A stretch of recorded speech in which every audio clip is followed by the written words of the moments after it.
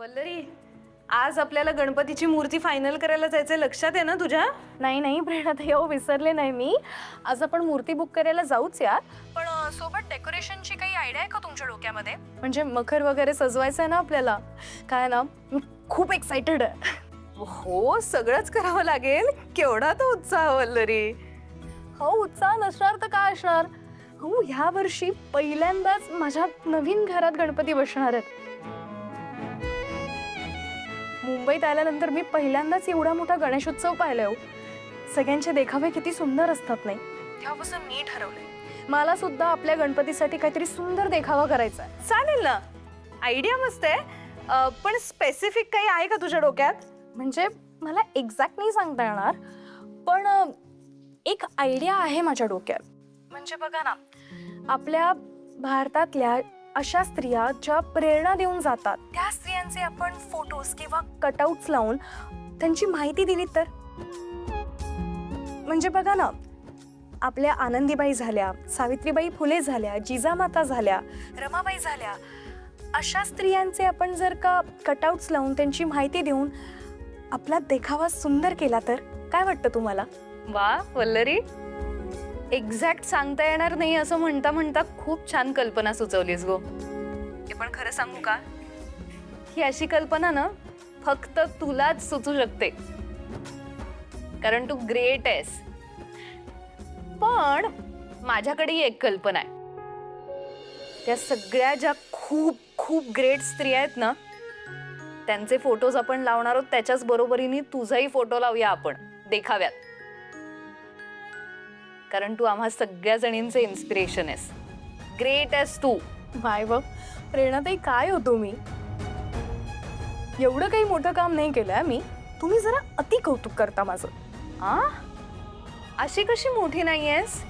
मला काय वाटतं माहितीये, जी स्त्री एक स्वप्न बघते आणि ते स्वप्न पूर्ण करण्यासाठी अहोरात्र मेहनत घेते ना, ती प्रत्येक स्त्री ग्रेट आहे. आणि तशीच तू आहेस. त्याच्यामुळे त्या देखाव्यात तुझाही फोटो असलाच पाहिजे. अगदी बरोबर बोललात तुम्ही प्रेरणाताई.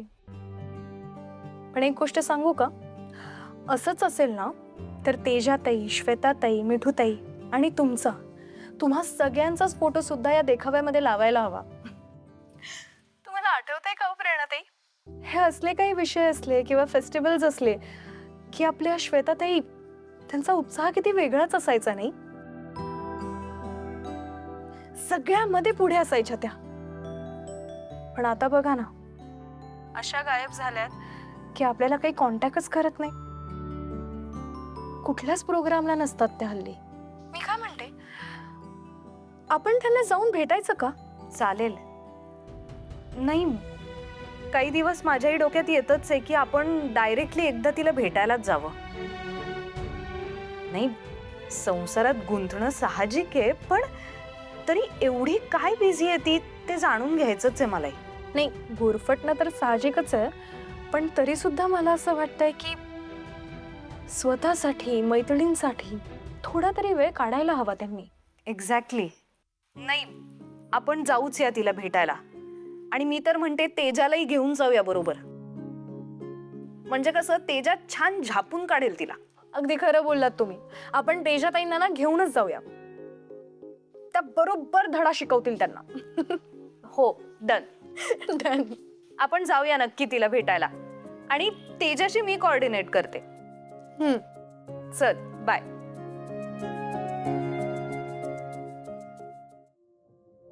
चल येतो ग. अहो थांबा, पोहे केलेत तुमच्यासाठी, नाश्ता करून जा. अगं ऑफिसला पोहोचून करेन मी, उशीर होतोय मला. नाही, बसा. अगं तुम्हाला आवडतात म्हणून पोहे केलेत मी. बसा आधी, खाऊन जा. बसा. हो हो हो बसतो. आणि हा तुमचा टिफिन, वेळेवर खा. खाऊन सांगा कसे झाले. काय बायकोने जर स्वतःच्या हाताने प्रेमाने भरवलं तरच खाय. काय अहो, लहान आहात का तुम्ही? खाऊन घ्या. ठीक आहे, जाऊ दे मग. थांबा, काय करताय तुम्ही? बरं ठीक आहे, भरवते.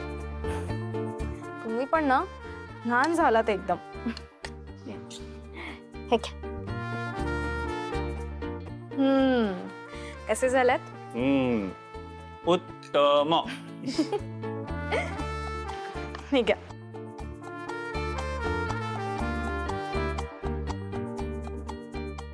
काय हो, ऑफिसमध्ये फार काय झालं? एक सेकंड थांबा. ठीक आहात ना तुम्ही? काय होतंय? पाणी घ्या, पाणी घ्या. बरं बघा, एवढं घाम का आलंय तुम्हाला? बरं वाटतंय ना तुम्हाला? ठीक आहात ना? काय हो? ठीक आहे. हे बघा, तुमची तब्येत ठीक नाही का? काय त्रास होतोय तुम्हाला? मला खरंच कळत नाही. तुम्हाला एकतर खूप घाम आलाय आधीच. आपण डॉक्टरांकडे जाऊयात का? बोलू काय नाही झालं मला. ठीक आहे. हो, काही नाही. काय केवढा घाम आलाय तुम्हाला? हे बघा, मी सांगते तुम्हाला, आपण डॉक्टरांकडे जाऊया. प्लीज ऐका माझं.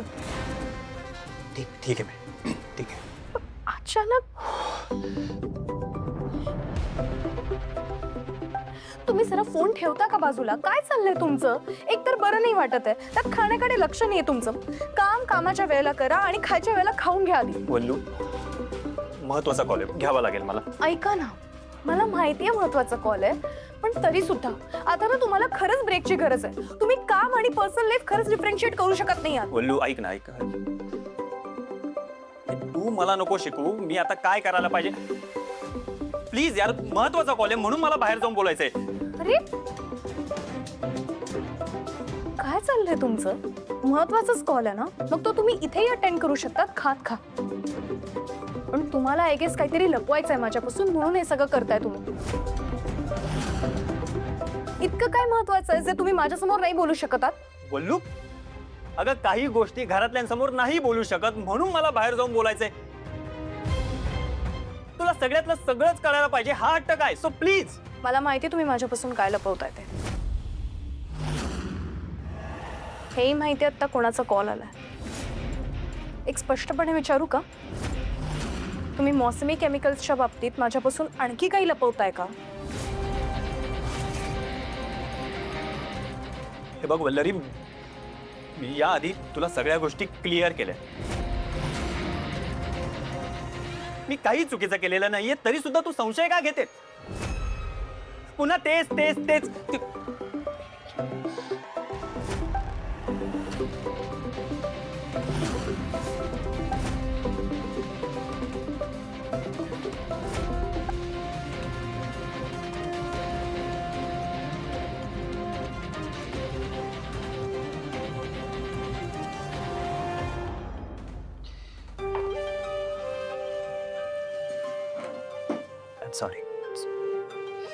Sorry, I really sorry.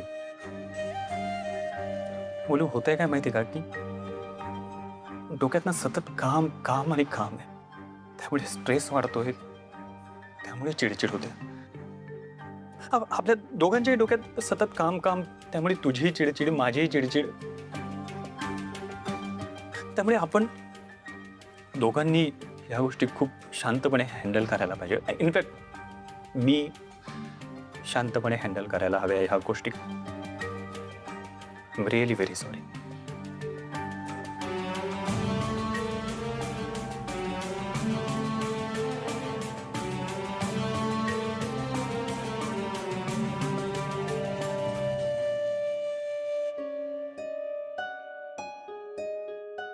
Sorry.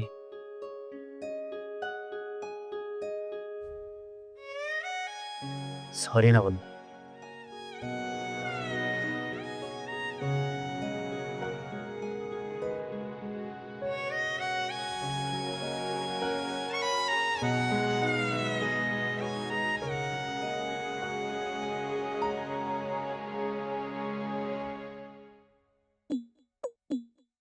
ठरवतेस ना? मूड नाही आहे. तुमच्या हाताने खाऊन घ्या. बर.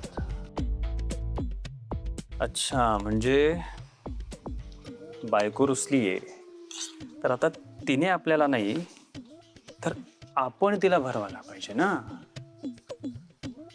तेही प्रेमाने.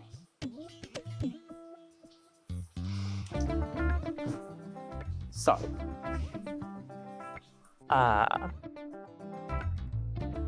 कसे झाले?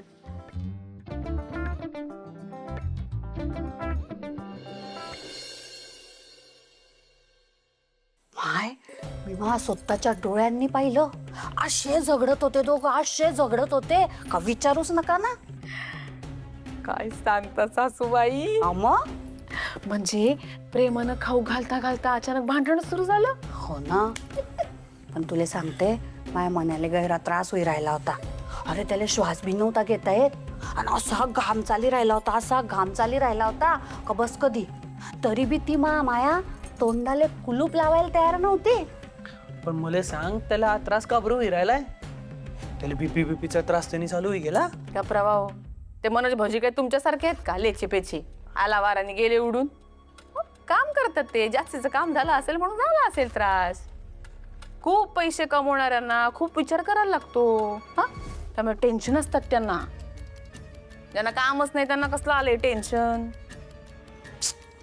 हो ना माय, गैरा मरमर करतो मामन्या. आणि ती वकिलीन घरामध्ये कोर्ट भरवल्यासारखी सतत त्याले प्रश्न विचारून बंडावून सोडते. बिचारा मामन्या. सासूबाई, तुमची मायाची नाटकं ना जरा बंद करा. त्या मनोज भाऊजींच्या तब्येतीची काळजी करण्यापेक्षा ना आपल्या पहिल्या मुलाला ही सगळी प्रॉपर्टी कशी मिळेल याचा विचार करा. हा, पट्ट का हो तुम्हाला? पट्ट? एक मुलगा इथे करोडपती होऊन बसलाय आणि दुसरा रस्त्यावरती भाजी विकतोय. पट्ट का? घराची तराच आहे नुसती. ती वल्लरी घराच्या बाहेर पडते कामासाठी परसा घेऊन आणि आम्ही असतो इथे घरामध्ये थोडी भांडी करत, यांची कामं करत. नोकर ना आम्ही. हाय व पुष्पा, अगं मला बी नाही आवडत ती अशी बाप्या माणसासारखी बाहेर फिरते ती. गंजच राग येतो मला बी. पण सगळा राग घेऊन टाकावा लागतो मला. विचार का बरं? कारण बाहेर जाऊन ती पैसे कमवून आणते, तिच्यामुळे आपलं घर चालतं आणि तिच्यामुळेच या घरामध्ये आपल्याला परत राहायला मिळतंय, हे लक्षात ठेव. हं, हेच हेच तर वल्लरीचे उपकार ना अशा उरावर घेऊन फिरा नुसत्या. त्या वल्लरीने पैसे दिले, वल्लरीने पैसे दिले, वल्लरीने पैसे दिले, चाललंय ते पाहिजे नुसती. बाय हो पुष्पा, बाई असं काय बोलते तू? हां, त्या दोघांनी तुझ्या नवऱ्याला बी काही कमी वेळा पैसे दिले का? हां, सांग बरं मला. का रे बो माया, खरं आहे का नाही? मग एकदा काय ते कपड्याचं दुकानच काढून दिलं, एकदा फटाक्यांचंच दुकान सुरू केलं, एकदा त्या प्रेरणाच्या मदतीने कोकणातून आंबे आणले, ते विकले, आपल्या जळगावून मसाले आणून दिले त्याले. जमला का? एक तरी उद्योग धड जमला का तुझ्या नवऱ्याले? नाही. मग काय करायचं? हां, हे बाकी ना तुला खूप भारी जमताई. त्या मनोजची कुठली बी गोष्ट राहिली ना तर तू हेच करते. तो मनोज कसा भारी आणि मी कसा नालायक. ते गुळाच्या भेलीले कसे मुंगळे चिटकता ना, तसं चिटकीसन राय तू त्या मन्याच्या प्रॉपर्टीले. मया, अरे अरे काय बोलतो? मया मया ऐक ना मया. सासूबाई, शेवटचं सांगते हा तुम्हाला, शेवटचं सांगते. माझ्या नवऱ्याचा अपमान परत माझ्या समोर होता कामा नये. मी खपवून घेणार नाही. एक तर पहिली गोष्ट, तुमचा संसार करून झालाय. हा, तुमचा संसार करून झालाय. तुमचे हे गेले वैकुंठवारीला. लक्षात घ्या, मला संसार करायचे अजून. आणि तुमचे राहिलेले दिवस आहेत ना, ते चीप राहा आणि इथे घरात शांतपणे दिवस काढा. कळलं?